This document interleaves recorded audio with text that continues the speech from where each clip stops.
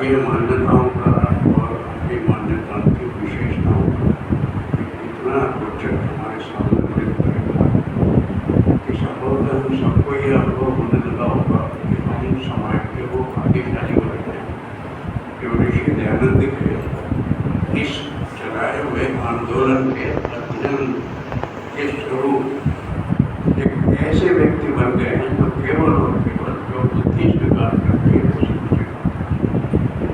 ये वास्तव में हम उनकी प्रति कृतज्ञ हैं जो हमको कभी भी किसी कारण से आज समाज में आए। मैं दक्षिण दिल्ली वेद प्रचार मंडल की ओर से अपने आदरणीय प्रधान जी का विशेष रूप से आभार व्यक्त करता हूँ।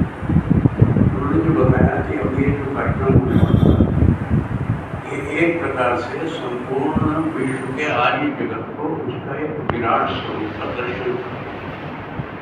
हम सामान्यतः जब कोई भी काम करते हैं समाज में तो लगता है कि संभवतः हम अकेले कर रहे हैं, हमारे साथ लोग नहीं। और आर्य समाज के बारे में तो ऐसा बहुत लोग कहते हैं कि बड़ा ऐसा संगठन दिखाई नहीं देता।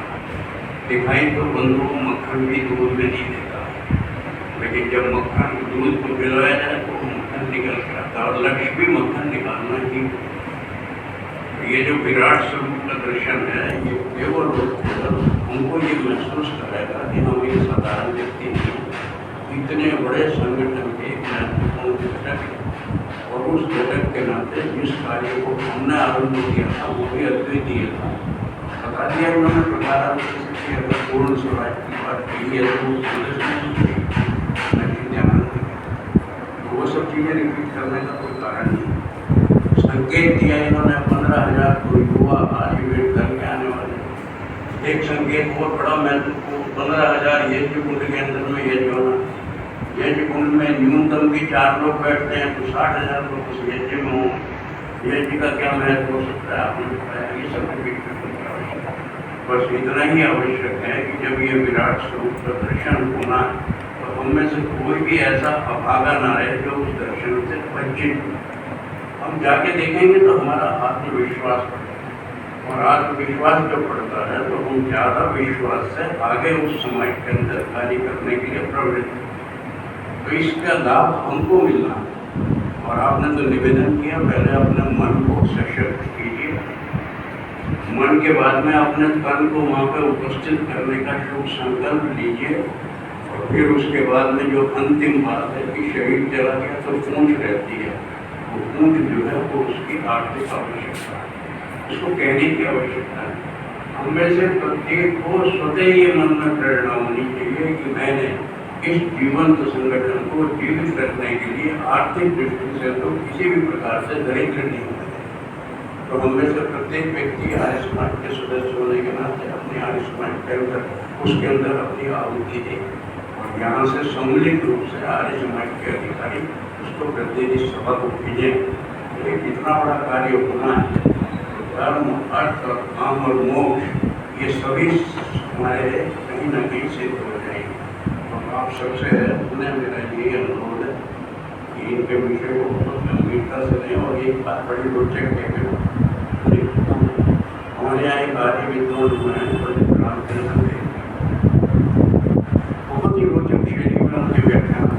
आज हमारे प्रधान जी का लगभग बिल्कुल उसी शैली में इतने रोचक विषय में इतना सुगम। मैं वास्तव में आपको अपना क्योंकि इन विषयों को लेकर आगे बढ़ाना ये बड़ी जरूरी कार्य है।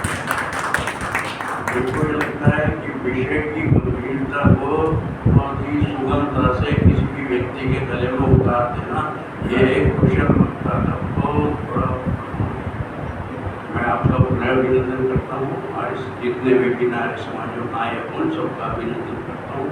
और इस आर्य समाज के आज हमारे ऋषि कुल की आचार्य भी आई हैं, मैं उनको आशीर्वाद देता हूँ और उनको ये चाहता हूँ कि वो भी इन विषयों को आने देव में करें और जो उनके अंतर्गत बच्चे उनसे पढ़ने के लिए आते हैं इस ऋषि कुल में उन बच्चों को सक्षम करना, शिक्षित करना, संस्कारित करना ये अपनी ऋषि कुल की आचार्य अपने जीवन का लक्ष्य बनाए। केवल कोई यहाँ नौकरी नहीं कर रही है, टाइम नहीं दे रही है, वो एक प्रकार के भविष्य को बनाने के लिए अपना योगदान। जब उनको ऐसा लगेगा तो अपने कार्य में उनको गर्व का अनुभव सब लोग इस गर्व के भाव को बहुगुणित करने के लिए इस आर्य महासम्मेलन में स्वयं भी जाएं, अधिक से अधिक लोगों को प्रेरणा करके वहाँ ले जाएं। और जब तन और मन होगा तो तन स्वतः हमारे साथ ही हमारी जेब में ही जाता है। ये सब कुछ सिद्धि होनी है। आप सबका अपना